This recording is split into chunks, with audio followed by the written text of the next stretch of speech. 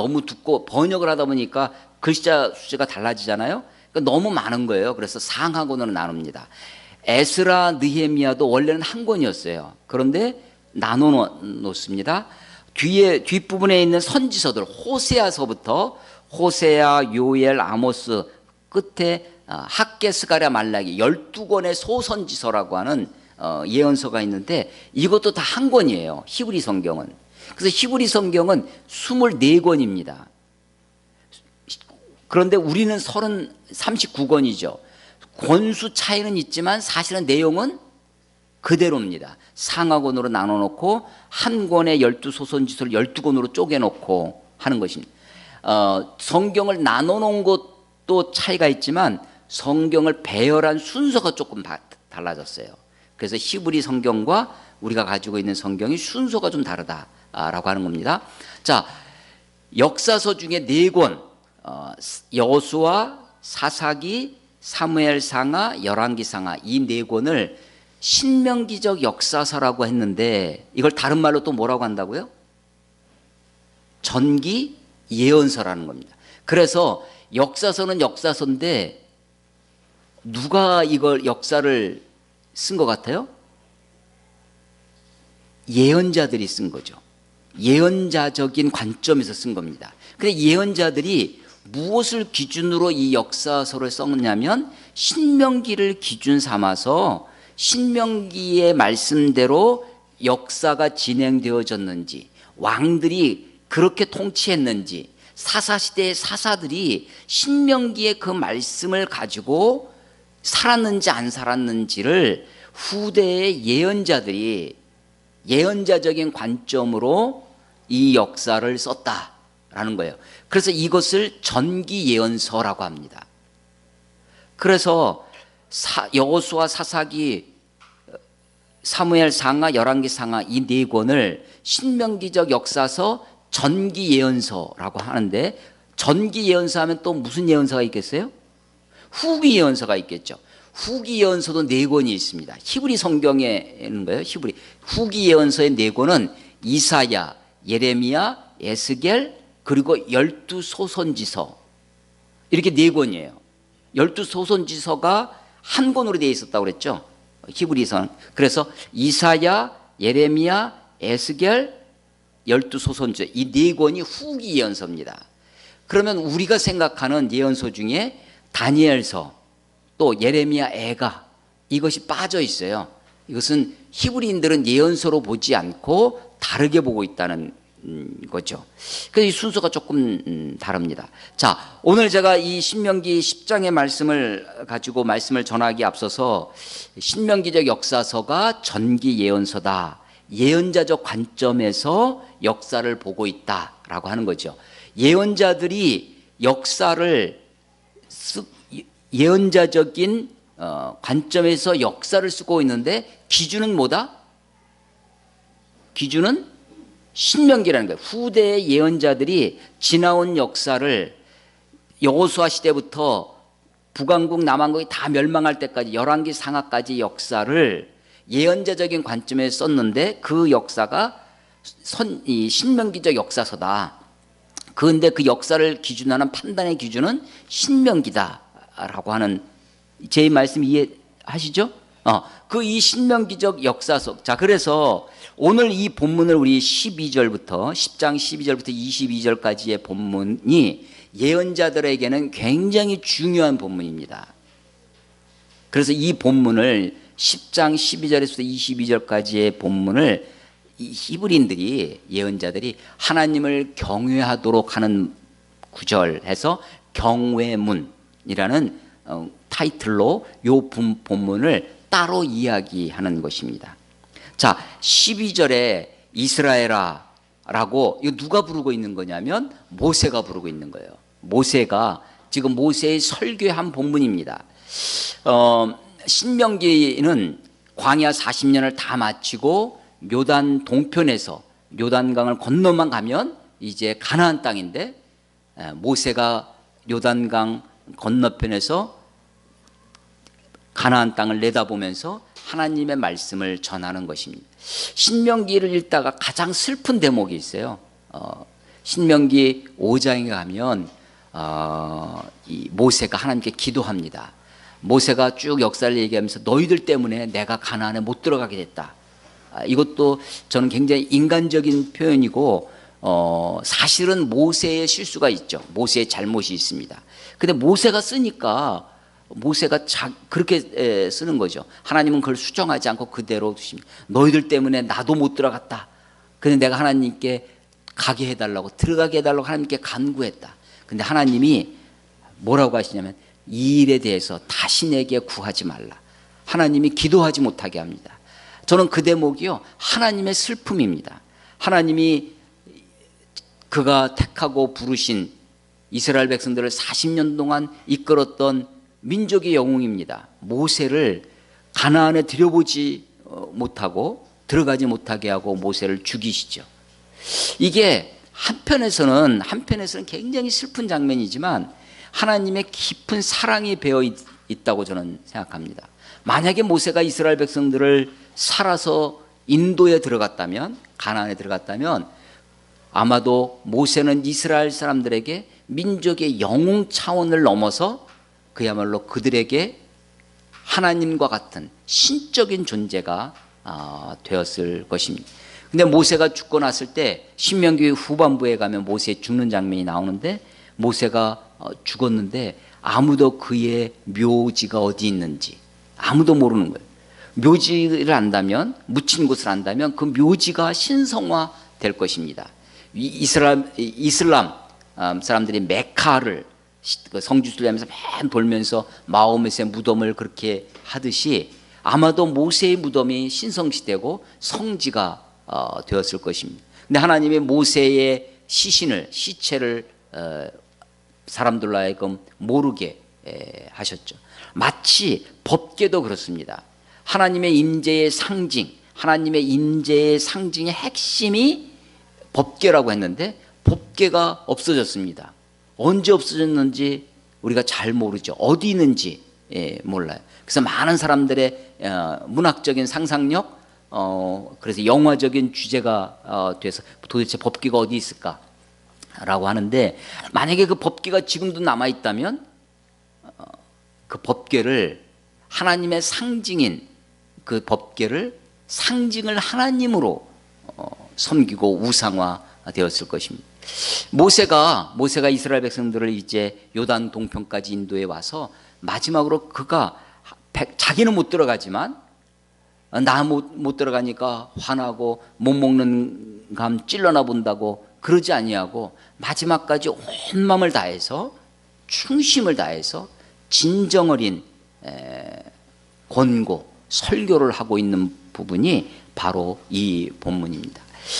12절에 보면 이렇게 시작합니다. 이스라엘아, 내 하나님 여호와께서 내게 요구하는 것이 무엇이냐 묻고 있어요. 모세가 지금 백성들에게 하나님이 너희에게 요구하시는 것이 뭐냐라고 묻고 있어요. 근데 이것은요, 이 본문은, 이 말씀은 미가서 6장 8절에 그대로 재현되어집니다. 미가서 6장 8절에 사람아, 주께서 선한 것이 무엇임을 내게 보이셨나니 여호와께서 내게 구하는 것은 오직 정의를 행하며 인자를 사랑하며 겸손하게 내 하나님과 함께 행하는 것이 아니냐. 그러니까 이 신명기 10장 12절의 말씀이 선지자, 예언자, 미가 선지자를 통해서 재현되어집니다. 하나님이 여호와께서 내게 구하는 것은 오직 정의를 행하며 인자를 사랑하며 겸손하게 하나님과 행하는 것이 아니냐라고 미가 선지자가 얘기를 하는데, 이미 신명기에 모세가 이스라엘 백성들에게 그렇게 촉구하고 있죠. 하나님이 여호와께서 내게 요구하는 것이 무엇이냐라고 묻고 있는 것입니다. 그러면서 모세는 5가지를 이야기합니다. 12절 내 하나님 여호와께서 내게 요구하는 것이 무엇이냐, 곧 그 이하죠. 곧 내 하나님 여호와를 경외하여 그의 모든 도를 행하고 그를 사랑하며 마음을 다하고 뜻을 다하여 내 하나님 여호와를 섬기고 내가 오늘 내 행복을 위하여 내게 명하는 여호와의 명령과 규례를 지킬 것이 아니냐까지입니다. 근데 여기에 5가지 있다고 제가 미리 힌트를 드렸잖아요. 이 5가지, 뭐가 5가지야? 쉬어버릴 텐데 쉬어보면 될 텐데요.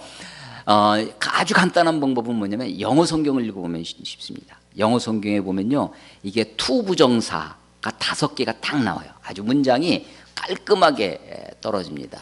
하나님을 여호와를 to fear, 두려워하다는 거 있죠. 하나님을 경외하는 것이 첫 번째입니다. 그리고 그의 모든 도로 행하는 것. 그의 모든 도는 한자로 무슨 도자예요?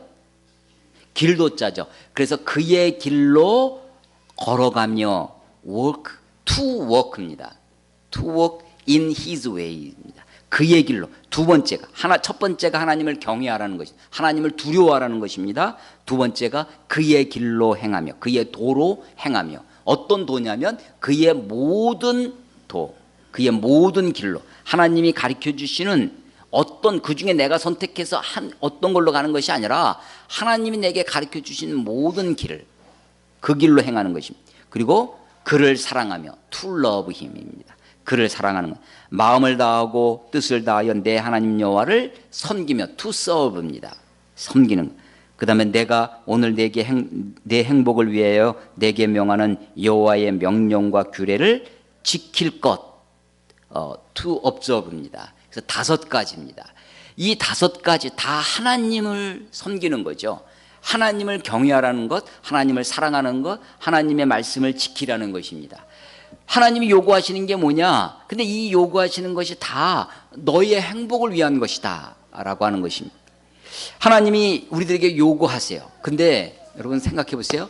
하나님을 경외하는 것, 하나님을 사랑하는 것, 하나님의 명령을 지키는 것, 이게 구체적으로 어떻게 나타날 것이냐?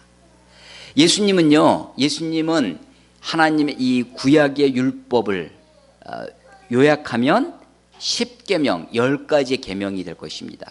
그 10계명을 다시 줄이면 뭐가 될까요? 예수님은요, 이 율법을 2가지로 요약했습니다. 그것이 뭐냐면 내 하나님을 마음을 다하고 힘을 다하고 뜻을 다하여 주 너의 하나님을 사랑하라. 하나님을 사랑하라는 것이고, 이와 같이 내 이웃을 내 몸과 같이 사랑하라. 이웃사랑, 하나님 사랑, 이웃사랑, 이게 율법의 정신이다. 바울은 그것을 다시 한마디로 줄여서 사랑은 율법의 완성이다 라고 표현하죠. 한마디로 사랑입니다. 하나님 사랑하고 이웃 사랑하고. 그래서 오늘 이 경외문이라고 여겨지는, 일컬어지는 12절부터 22절까지의 첫 번째 부분이 뭐냐면 하나님을 사랑하라 라는 말씀이에요. 자, 그런데 그 하나님 어떤 하나님이냐면 14절 보세요. 하늘과 모든 하늘의 하늘과 땅과 그 위의 만물은 본래 내 하나님 여호와께 속한 것이로되. 원칙이 뭐냐? 원칙. 이 모든 것이 다 하나님 것입니다. 하나님께 다 속했어요. 하나님이 안 계신 곳이 없죠? 하나님은 세상 어디에나 편만하게 편지하십니다. 그런데 특별히 하나님이 내가 거기 있다라고 자기를 제한해 두신 곳이 있어요. 내가 그 땅에 있다. 약속의 땅에, 예루살렘에 있다. 내가 성전에 있다. 내가 성전 안에 지성소에 있다. 지성소 위에도 언약궤에 있다. 언약궤에서도 특별히 어디요? 언약궤에 덮개가 뭐라고요? 이름이? 시은 소, 은혜를 베푸는 것. 거기 내가 있겠다. 내 이름을 거기에 두셨겠다. 아니, 하나님이 스스로를 하나님 안 계신 데가 없어요? 그런데 하나님 특별히 거기 계시겠다고 말씀하시는 것입니다. 자, 만물이 다 하나님께 속해 있어요. 하늘들의 하늘과 땅과 그 모든 만물이 하나님께 속한 것이지만, 그게 14절 말씀이에요. 하나님 여호와께 속한 것이로되. 15절, 여호와께서 오직 내 조상들을 기뻐하시고 그들을 사랑하사 그들의 후손인 너희를 만민 중에 택하셨음이 오늘과 같으니. 다 하나님의 것인데 특별히 내가 너희를 택했다는 것입니다. 모든 인류가 다 하나님의 사람들이죠. 아니, 요나서를 읽어보십시오. 하나님을 알지 못하는 그 니느웨의 백성까지도 하나님이 아끼시는 거죠. 이스라엘 사람들, 유대인들만 아끼시는 것이 아니라 하나님의 모든 하나님의 형상으로 창조된 사람을 사랑하고 아끼시는 것입니다. 그런데 하나님의 보편적인 사랑이 있어요. 하나님의 은혜의 보편성이 있습니다. 그 해를 악인과 선인에게, 하나님이 선인들에게만 선인들에게만 빛을 주시는 것이 아니라 그 해를 악인과 선인에게 고루 비추시는 하나님입니다. 하나님의 은혜의 보편성이 있어요. 그렇지만 하나님이 특별히 이스라엘 백성들을 택하십니다. 하나님이 모든 백성들을, 모든 것이 하나님께 속하였지만 내가 너희를 내 소유로 삼겠다라는 것이 출애굽기 19장에 시내산에 도착했을 때 내가 너희를 독수리 날개처럼 업고 여기까지 왔는데 내가 너희를 나의 소유로 삼아, 하나님이 자기 소유로 삼겠답니다. 이 소유가 특별한 단어라고 했는데 트레저, 보물로 삼겠다라고 하는 거죠. 하나님이 그렇게 이스라엘을 택하셨어요. 그래서 하나님이 모든 만물이 하나님께 속한 것이지만 너희들을 택하셨는데 택하심의 이유가 뭐냐? 15절 보세요. 15절, 여호와께서 오직 내 조상들을 기뻐하시고 그들을 사랑하사 그들의 후손인 너희를 만민 중에 지금 너희들을 택하셨는데 너희를 택한 이유가 뭐냐면 너희 조상들을 하나님 기뻐하셨다는 것입니다. 그 조상들을 사랑하사 너희를 택하셨다는 거예요. 그 조상들은 누구겠어요? 창세기에 나와 있는 믿음의 조상 아브라함과 이삭과 야곱과 맺은 그 언약 때문입니다. 하나님이 그들을 기뻐하셨어요. 아브라함을 기뻐하시고 이삭을 기뻐하시고 야곱을 기뻐하사 그들과 언약을 맺었습니다. 그래서 그 이후에 그 아브라함과 맺은 언약은 쌍방 언약이지만 둘 다 약속을 하는 거죠. 그런데 정작 아브라함과 맺을 때는 아브라함이 졸고 있었다고 그랬죠. 그런데 하나님이 불로 아브라함이 쪼개놓은 그 짐승 사이를 지나가시면서 하나님의 일방적인 언약이 됐다. 하나님의 무조건적인 언약이 됐다라고 하는 것입니다. 물론 하나님의 부르심에 응답해서 갈대아 우르에서부터 그 먼 길을 2000km 이상 되는 길을 고대의 그 길을 본토 친척 아비집을 떠나서 하나님이 가라고 하신 그곳으로 갈 바를 알지 못하고 그 말씀 하나 붙들고 가나안에 옵니다. 하나님이 아브라함을 정말 믿음의 조상으로 택하시죠. 하나님과 아브라함, 이삭과 야곱이 언약을 맺는데 그 언약의 성격이 무조건적인 언약이 있습니다. 그래서 그 이후의 후손들이 비록 그렇게 살지 못해도 하나님이 그 언약을 신실하게 지키십니다. 아브라함과 맺은 언약 중에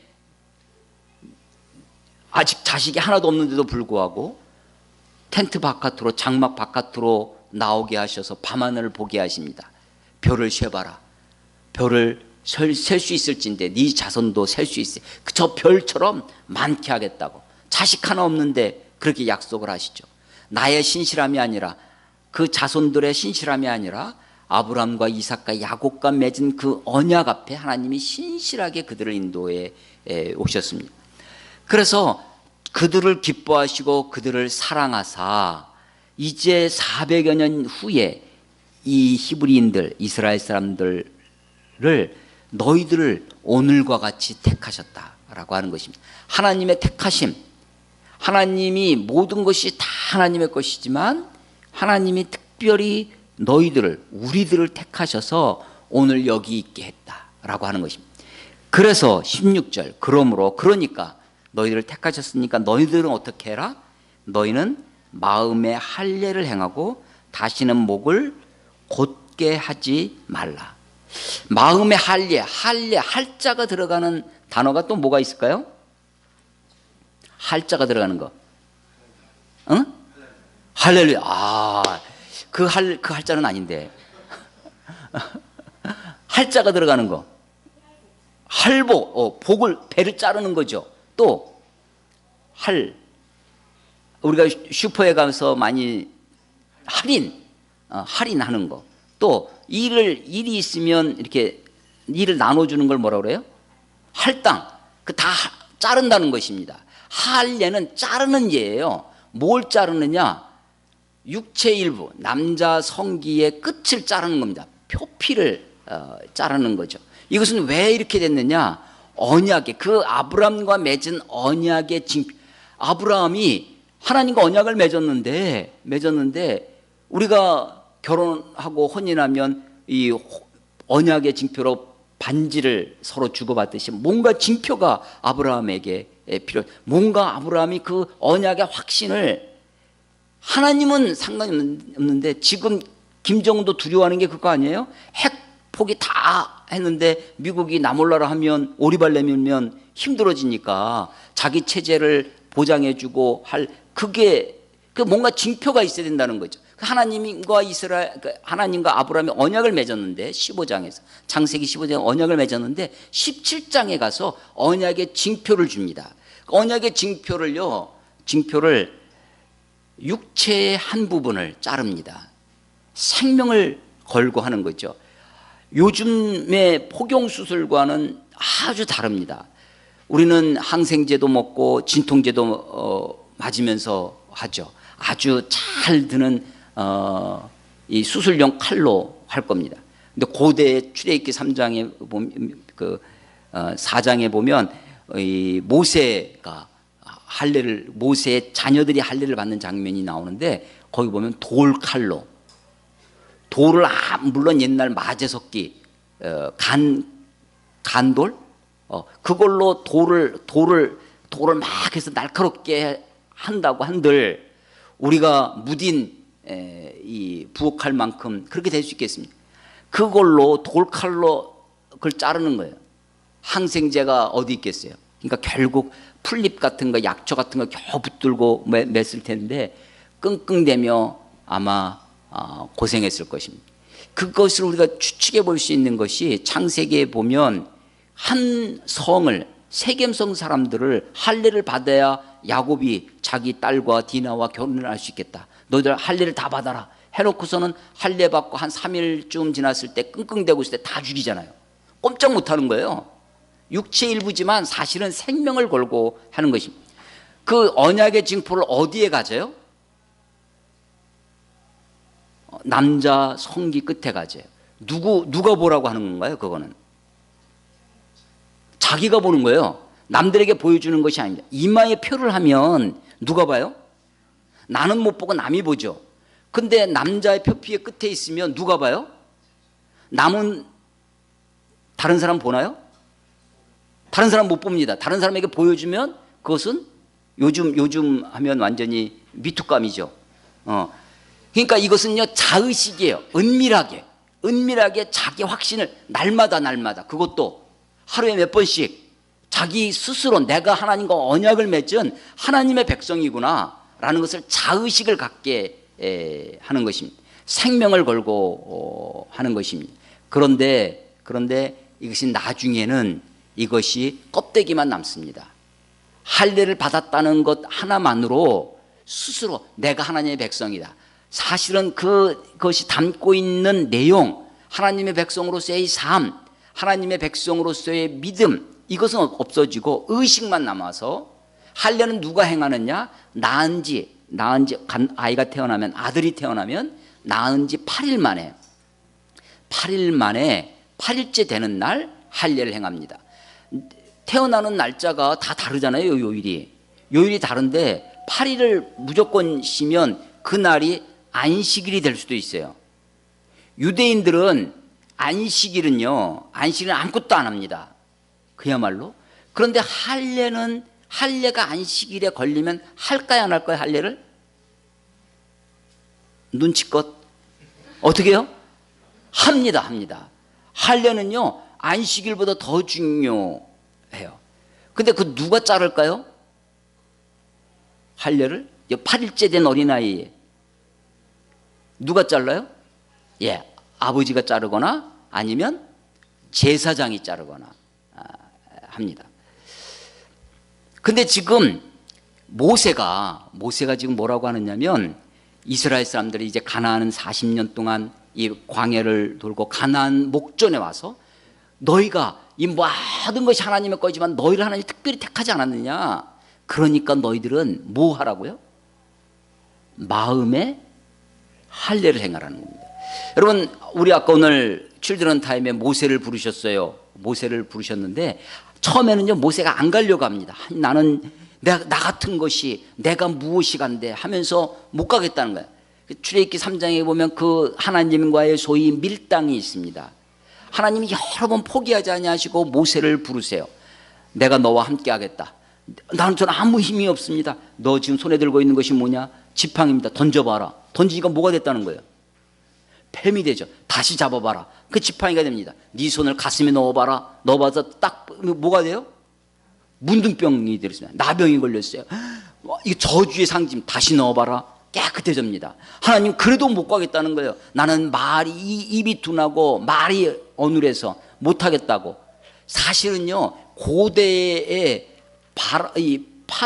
바로의 궁중에서 40년 동안 살면서 무엇을 배웠냐면 로얄 패밀리로서 아주 고급 학식을 다 배웁니다. 사도행전 7장에 보면 스데반의 설교 중에 쭉 역사를 얘기할 때 모세 그는 학식과 글에 능한 자라.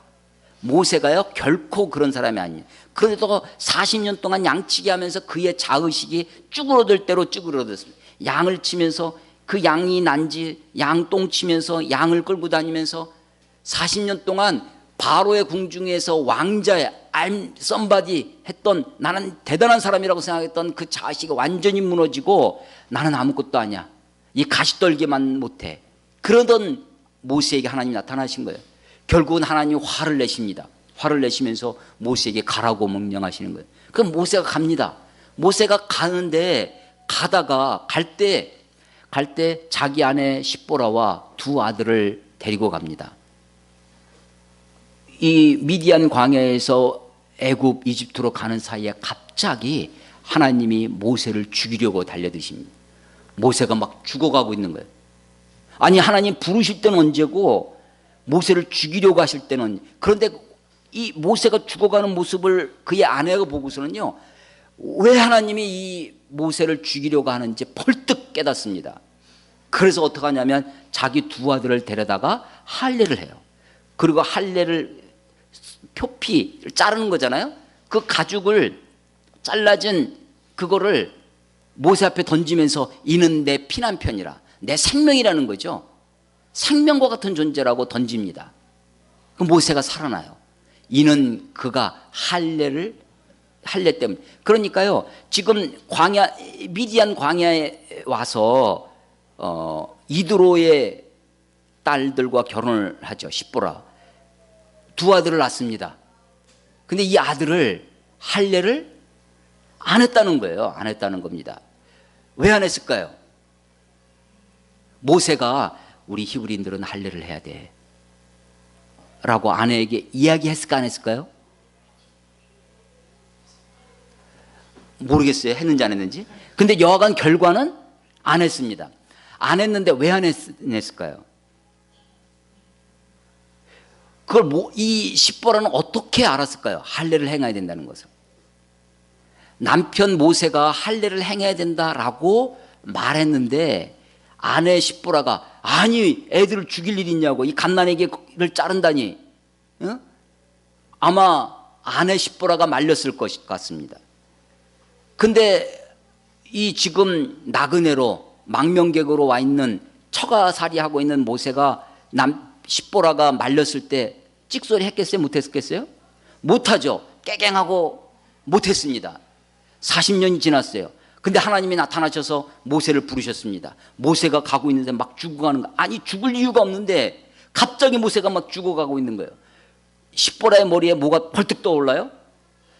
아 그때 내가 모세의 얘기대로 두 아들에게 할례를 행하지 않은 것 때문에 하나님이 노하셨구나. 하나님의 백성을 살리러 가는 하나님의 백성의 이 놀라운 일을 감당하기 위해서 내가 하나님과의 거리낌이 있는 일을 내가 그래서 십보라가 할례를 행하는 거죠. 그래서 모세가 살아납니다. 그래서 애굽에 내려가서 본격적인 사역을 시작합니다. 그때 모세가 살아나서 십보라와 두 아들을 돌려보냅니다. 자기 장인 원래 친정으로 돌려보내고 애굽에 내려가서 사역은 자기와 아론 둘만 하게 됩니다. 죽을 위기에서 다시 살아난 게 뭐 때문이에요? 할례 때문입니다. 그런데 이스라엘 백성들을 데리고 나왔어요. 출애굽했습니다. 광야에서 40년을 사는 사이에 모세가 이스라엘 백성들에게 출애굽하자마자 시내산에서 너희들 할례 행해야 된다, 다 할례를 행하라 라고 했을까 안 했을까요? 광야 40년 동안 할례를 했을까 안 했을까요? 안 했습니다. 못했습니다. 광야 40년 동안 할례를 한 번도 하지 못했습니다. 그래서 여호수아서 5장에 읽어보시면 여호수아가 이스라엘 백성들을 이끌고 요단강을 건너가서 가나안에 들어왔어요. 가나안 입성하면 곧바로 있는 것이 여리고 성입니다. 강력한 여리고 성이 있는데 그 밑에 세겜 들판에서 하는 것이 무엇이냐면 두 가지를 하는데요. 하나가 할례를 행하는 겁니다. 아니 지금 적진 앞에 들어와서 강 건너가 아니라 강 넘어왔어요. 마치 신립장군이 배수진 치다가 다 죽는 것처럼 뒤에는 요단강이 있는 거예요. 앞에는 여리고 성이, 강력한 성이 있습니다. 이스라엘 백성이 다 들어왔어요. 근데 남자들은 어떻게 해요? 다 할례를 행하는 겁니다. 이건 뭐예요? 적들 앞에서 나 죽여도 좋다, 완전히 무장해제하는 것 같습니다. 또 하나 하는 게 있어요. 할례를 행하고 또 하나가 유월절 축제를 행합니다. 그동안 40년 동안 하나님 우리를 구원하셨다라고 하는 그 6월에 그 6월절에 그 구원의 그 감격 어린 그 축제를 한 번도 하지 못했습니다.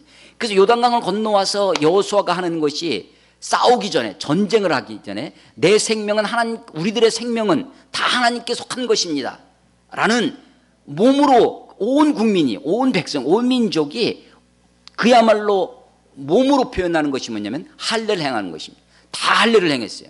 그러면서 여호수아 5장에 보면 이는 그들이 광야에서 할례를 행하지 못하였기 때문이라. 그리고 나서 6월절 축제를, 페스티벌을 합니다. 하나님이 우리를 구원하셨다. 애굽에서 나온 것이 하나님의 도우심이다. 우리가 양을 잡아서 문과 문설주의 인방에 피를 발라서 우리가 살아났다. 하나님이 우리를 구원하셨다는 구원의 노래를 부르는 것이죠. 그 일을 하는 것. 자, 모세를 다시 와보세요. 모세가 지금 하나님의 부르심에 응답했습니다. 애굽에 내려가는데 하나님이 죽이시려고 했어요. 십보라가 할례를 행해서, 두 아들의 할례를 행해서 모세가 살아났어요. 여러분, 이 내가 죽었다 살아나는 경험을 여러분들은 없으시죠? 아마 만약에 우리 막 정말 암 몇 개인데 언도를 받았는데 하나님이 기도에 살려주셨다, 막 광고하고 축하하고 막 그럴 거예요. 그런 경험이 있으면 그런 경험을 우리가 다른 사람들에게 강요합니다.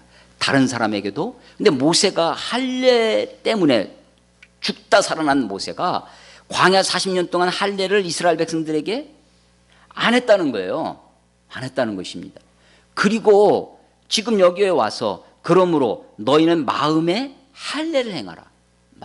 여러분, 부부싸움은 뭐와 같다고 하죠? 칼로 물베기. 칼로 물 보셨습니까? 물에다가 칼로 베면 흔적이 남아요, 안 남아요? 안 남죠.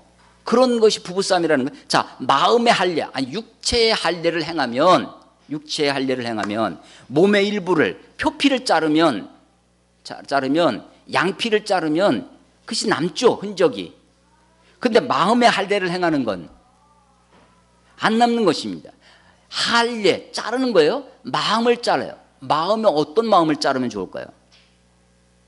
그 마음을 자른다는 것은 무엇일까요?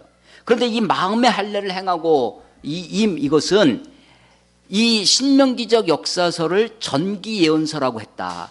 예언자들이 이 신명기를 가지고 역사를 해석하고 역사를 진단하고 신명기를 기준으로 역사를 들여다봤다라고 하는 거죠.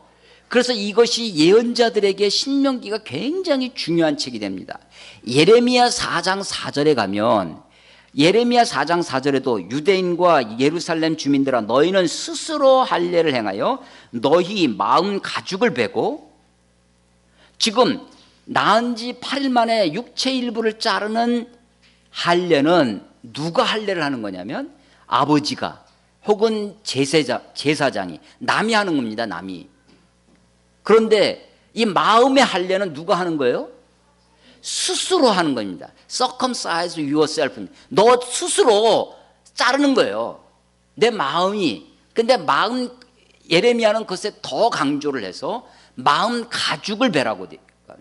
육체의 가죽, 마음 가죽이 어디 있겠어요? 마음 가죽. 이게요, 이 마음도 단단해집니다. 마음도 아주 완고해지고 마음도 가죽이 생겨요. 그래서 이 몸만 굳은 살이 되기는 것이 아니라 우리의 인성도 양심이 활인 맞는다고 하는 것처럼 마음 가죽이 생겨요. 그 가죽을 하나님 앞에 완고해진 마음, 그거를 베라는 겁니다. 근데 이거는요, 남이 벨 수 있는 것이 아니라 스스로 해야 된다는 것입니다. 스스로. 자, 모세가 광야 40년 다 지나와서 자기는 들어가지도 못하는 그 가나안을 바라다 보면서 이스라엘 백성들에게 하나님이 너희들에게 요구하시는 것이 뭐냐? 하나님을 경외하고 하나님을 사랑하고 그의 말씀을 따라 지켜 행하라 라는 말씀을 하면서 하나님이 모든 것의 주인이지만 특별히 너희를 택했기 때문에 그러므로 너희들은 마음의 할례를 행하고 목을 곧게 하지 말라. 이게요, 늘 성경을 읽으면서도 이게 그동안에 제가 목을 굳게 하지 말라 이렇게 읽어왔어요. 목이 곧하다 하잖아요. 그러니까 목을 굳게 하지 말라. 근데 요번에 보면서 목을 곧게 하라는 곧바로. 그러니까요, 뭐가 되면 안 되냐면 일자목이 되면 안 된다는 겁니다. 그럼 일자목 아세요? 이 우리의 목은 경추와 척추가 있는데 경추는 7개의 뼈로 되어 있습니다. 어제도 제가 경추가 협착이 와가지고 병원에 누워있는 한 형제를 신방을 하고 왔는데요. 7개 뼈 중에 5개가 늘어붙어 있답니다. 그래서 아주 큰 수술을 했다고 하는데 원래는 C자형으로 이렇게 되어 있어서 충격을 완화하면서 근데 이게 거북목처럼 이 반대로 휘고 똑바로 되면 일자목이 되면 이 통증을 견딜 수 없다는 것입니다. 목을 곧게 하지 말라는 거예요. 일자목이 되지 말라는 겁니다. 다시는 목을 곧게 하지 말라. 이 목이 곧다라고 하는 것은 무엇을 상징하는 거냐면 완고하게 하나님의 말씀에 순종하지 아니하고 이 하나님의 말씀 앞에 거역하고 하는 것이죠. 그런데 이것을 다시는이라는 거 강조하고 있어요.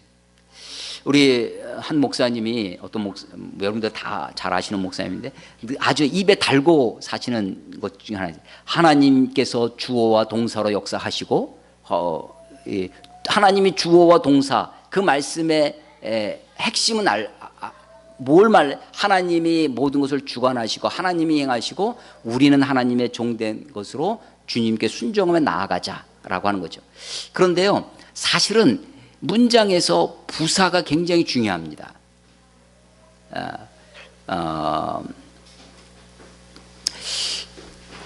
여기요, 다시는 목을 곧게 하지 말라. 이미 광야 40년 동안 그들이 목을 곧게 한 일이 많이 있었습니다. 이제 40년 후에 요단강을 앞에 두고 그들에게 부탁하는 거예요. 마음의 할례를 행하고 목을 곧게 하지 마라. 그러면서 다시 하나님을 소개합니다. 17절 너희 하나님 여호와는 신 가운데 신이시여 주 가운데 주시여. 최상급을 표현하는 말입니다. 히브리어는요 비교급 최상급이 없습니다. 우리 영어 배우실 때 EREST 비교급 최상급이 있잖아요. 히브리어에는 비교급 최상급이 없습니다. 그래서 비교급 최상급을 말하는 것 중에 하나가 최상급은 거룩하다, 가장 거룩하다 할 때 거룩하다 3번을 얘기하면 가장 거룩한 거예요. 또 하나의 방법이 있는데 무엇 중에 무엇. 우리도 이런 하죠. 신들 중에 가장 신 가운데 신이시요 주 가운데 주시 가장 최상급을 얘기하는 거죠. 크고 능하시며 두려우신 하나님이시라. 사람을 외모로 보지 아니하시며 뇌물을 받지 아니하시며 고아와 과부를 위하여 정의를 행하시며 나그네를 사랑하여 그에게 떡과 옷을 주시나니. 하나님 어떤 하나님이시냐면 이런 하나님이라는 거예요. 하나님은 신 중의 신, 주신의 주, 크고 능하시며 두려우신 하나님이신데 사람을 외모로 보지 아니하십니다. 그런 뇌물을 받지 아니하세요. 뭐가 외모라고요? 이목구비, 신장 이것뿐만 아니라 이것도 외모지만 히브리인이다, 이스라엘 사람이다, 이방인이다 이라고 하는 인종, 외모입니까 아닙니까? 외모입니다. 그것도 외모예요. 하나님 외모를 보지 않으세요. 네가 이스라엘 사람이라고 할례를 행했어요. 육체의 할례를 행했어요. 육체 일부를 잘랐습니다. 이거 외모예요, 내모예요? 외모의 반대가 내모 맞습니까? 외모의 내모예요? 외모죠. 육체 할례도 외모입니다. 남자냐 여자냐? 외모입니다. 부자냐 가난한 사람이냐? 외모입니다. 공부를 많이 해서 학위가 있느냐 없느냐? 외모입니다. 목사냐 아니냐? 외모입니다. 직분도 다 외모예요. 모든 것이 다 외모입니다. 하나님은 외모를 보신다 안 보신다? 안 보십니다. 하나님은요 외모를 보시는 분이 아니세요. 그리고 뇌물을 받지 않으세요. 하나님께 뇌물 어떻게 드릴까요? 누구한테 여러분 뇌물 바쳐 보셨습니까? 우리 선생님이 뇌물 받아 보셨어요? 하나님께 뇌물을 어떻게 하면 좋을까요? 어떻게 하면 하나님께 뇌물은 왜 어떤 게 뇌물과 예물의 차이는 뭡니까? 예물은 감사해서 그분이 너무 높고 존귀해서 그분에게 합당한 것을 드리는 것이 예물일 것입니다. 뇌물은 무엇인가, 그렇죠, 대가를 바라고 반대급. 어떤 부흥사 목사님이 감사헌금을 가리키면서 선불 감사를 가리키더라고요. 미리 감사해라. 하나님이 해주시는 것에 감사해서 하는 것이 아니라 하나님이 축복해 주실 것을 믿고 내일 저녁 부흥의 둘째 날 미리 감사하십시오. 선불 감사하라고요. 예물입니까 뇌물입니까? 하나님이 예물을 받으세요? 뇌물을 받으세요? 안 받으세요? 안 받으세요. 하나님은 뇌물을 받으시는 분이 아니십니다. 우리가 하나님께 헌금합니다. 우리가 하나님께 봉사합니다. 우리가 하나님께 무슨 헌신을 해요. 하나님께 무슨 예배를 드립니다. 그런데 그게 뇌물이 될 수 있어요? 아니에요? 뇌물처럼 우리가 할 수 있어요. 그것은 곧 우상을 섬기는 것과 동일한 것입니다. 세상의 다른 여타의 다른 종교들이 그들의 신을 마치 뇌물을 바쳐서 그들의 마음을, 그래서 그들로부터 무엇인가 얻어내려고 그렇게 섬깁니다. 우리가 하나님을 섬길 때 그렇게 섬기면 안 되는 거죠. 하나님 우리의 뇌물을 받으세요 안 받으세요? 뇌물을 받지 아니하십니다. 하나님은 두 가지를 안 하신다고 지금 강조하고 있어요. 하나님 뭘 안 하세요? 외모를 보지 않습니다. 그러니까 여러분 외모가 좀 딸려도 걱정할 필요가 없습니다. 내가 학력이 딸린다고, 내가 직업이 그렇다고, 내가 경제력이 어떻다고 아무 상관없어요. 아무 상관없어요. 하나님은 왜? 외모를 보지 않으시기 때문입니다. 하나님은 뇌물을 받지 아니하십니다. 하나님은 그런 것에 눈물 하나님이 아니십니다. 하나님은 이미 모든 것의 주인이십니다. 하늘과 땅의 주인이세요. 하나님이 뭐가 아쉬워서 우리들에게 요구하시는 것이 아닙니다. 하나님이 우리들에게 요구하시는 것, 하나님을 경외하고 사랑하며 그의 말씀을 지켜 행하라는 것입니다. 그런데 그 하나님이 사람을 외모로 보지 아니하시고 뇌물을 받지 아니하시는 그 하나님이 어떻게 행하시냐? 18절 고아와 과부를 위하여 정의를 행하시며 나그네를 사랑하여 그에게 떡과 옷을 주시나니 그런 하나님이시라는 겁니다. 그러니까 그래서 너희들은 어떡하라? 19절 너희는 나그네를 사랑하라. 나그네 하니까 그냥 여행객 같습니다. 그런데 이것이 에일리언트, 이방인입니다. 그러니까 너희들도 애굽에서 나그네로 되었다라고 하는 것입니다. 히브리인들이, 이스라엘 사람들이, 그들이 히브리인이라고 하는, 이스라엘 민족이라고 하는, 할례받은 아브라함의 자손이라고 하는 육체의 그런 혈통에 매여 있어서 그것에 갇혀 있습니다. 그런데 하나님이 지금 모세가 명령하는 것이 뭐냐? 나그네를 사랑하라는 것입니다. 오늘날 우리나라에도 제주도가 무비자 지역이 되었습니다. 그래서 특히 최근에 뉴스 나오는 것 중에 예멘 사람들, 지금 예멘이 이 사우디아라비아 밑에 있는 예멘이 내전 중에 있거든요. 이 사람들이 지금 수만 명이 우린 그런 뉴스에 지금 굉장히 둔감한데 거기서 수만 명이 죽어가고 있어요. 사실은 이 사람들이 난민이 됩니다. 그래서 온 저기를 하다가 지금 제주도에 지금 벌써 올해만 해도 500~600명이 지금 난민 신청을 하고 있다고 그래요. 그런 뉴스 들어보셨죠? 난민들을 이 나그네들을 사랑하라고 하는 거죠. 하나님이 그래서 이 고아와 과부로 대표되어지는, 나그네로 대표되어지는 그 사회의 가장 연약한 사람들, 하나님 이웃사랑의 절정이죠. 그래서 이 12절부터 22절까지의 본문은 두 가지로 압축됩니다. 하나님 사랑, 이웃 사랑. 하나님을 경외하라는 것이 앞부분에 있습니다. 그 뒷부분에는 이웃을 사랑하라는 것. 나그네와 고아와 과부를 위하여 정말 사회의 연약한 자들, 이들을 돌보라는 것입니다. 나그네를 사랑하라는 것입니다. 그런데 이 본문은 아까도 말씀드렸지만 선지자들에게서 그대로 재현됩니다. 미가서 6장 8절, 아까도 말씀드린 사람아 주께서 선한 것이 무엇임을 내게 보셨나니 여호와께서 내게 구하시는 것은 오직 정의를 행하며 인자를 사랑하며 겸손하게 내 하나님과 함께 행하는 것이 아니냐라고 이야기하십니다. 그러면서 다시 20절, 내 하나님 여호와를 경외하여 그를 섬기며 그를 의지하고 그를 견고하게 붙잡으라는 것입니다. 그의 이름으로 맹세하라. 그는 너의 찬송이시요 내 하나님이시라. 내 눈으로 본 이같이 크고 두려운 일을 너를 위하여, 너의 행복을 위하여 행하셨느니라. 애굽에 내려간 내 조상들이 겨우 70명이었으나 야곱의 식구들, 요셉이 총리가 돼서 그 요셉 때문에 내려가게 됩니다. 요셉이 팔려갈 때 이런 역사가 이루어질 줄은 모르죠. 자기가 형들에게 억울하게 팔려갑니다. 아니 보디발의 아내가 자기를 유혹할 때도 정의롭게 물리칩니다. 근데 누명을 쓰고 감옥에 가요. 그 모든 과정 속에 요셉은 이해하지 못했을 것입니다. 그런데 하나님은 그 요셉을 통해서 야곱의 70명을 보호하십니다. 그리고 세월이 지나가요. 하루 이틀 1년 10년 아니 100년 200년 300년 400년이 지나갑니다.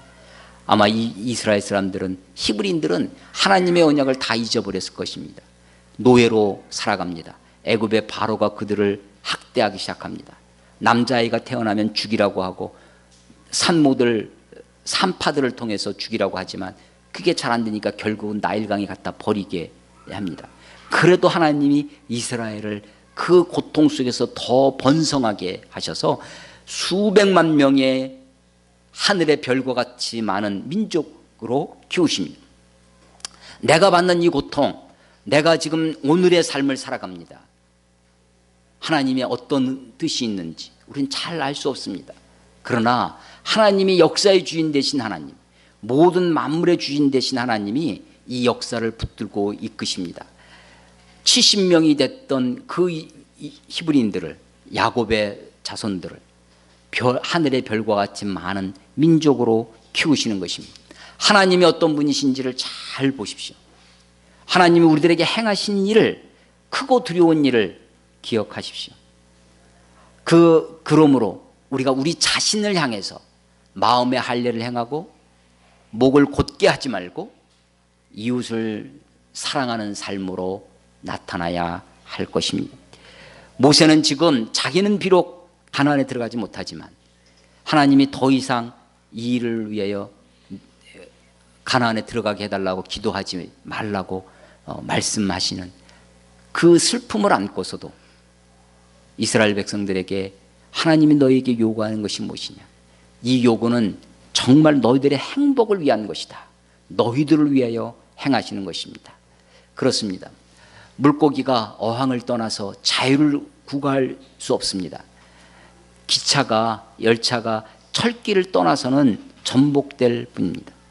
하나님이 우리를 지으셨는데 사람이 떡으로만 살 것이 아니요 하나님의 입에서 나오는 모든 말씀으로 살도록 지으셨습니다.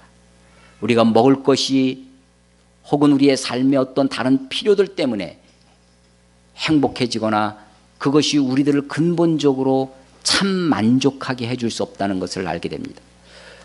돈이 엄청 많은 사람들도 자살을 합니다. 지위가 높아지는 사람들도 삶을 망가뜨리는 것을 보게 됩니다. 정말 진정한 행복은 우리의 존재의 만족에 있습니다. 우리가 어떤 존재로 태어났느냐, 우리가 어떤 존재로 지으심을 받았느냐, 하나님의 형상으로 창조된 우리가 하나님의 뜻을, 하나님의 말씀을 기억하고 그 말씀 앞에 우리 자신을 드려야 됩니다. 날마다 마음의 할례를 행해야 됩니다. 칼로 물베기 하듯 마음을 자르는 것은 흔적이 별로 없습니다. 그래서 우리가 날마다 우리의 마음 가죽을 배워야 됩니다. 목을 곧게 하지 마십시오. 하나님이 우리가 조금만 나태해지고 우리가 조금 완악해지고 습관화되어지고 하나님을 우습게 여기려고 할 때마다 하나님 우리를 깨우쳐 주시고 우리를 다듬으시는 하나님의 손길을 여러분들이 볼 수 있었으면 좋겠습니다. 광야 40년을 걷게 하신 하나님이십니다. 할례 때문에 살아남은 이 모세가 내가 할례 때문에 살았으니까 너희들 다 할례를 행하라. 육체의 할례를 요구한 것이 아니라 마음의 할례를 요구합니다. 마음의 할례를 행하고 다시는 목을 곧게 하지 않는 것이 그것이 진정 우리들이 살아갈 길이고 우리들의 행복의 길이라는 사실을 다시 한번 마음에 새기고 주님과 동행하시는 저와 여러분이 되시기를 주의 이름으로 축원합니다. 기도하겠습니다.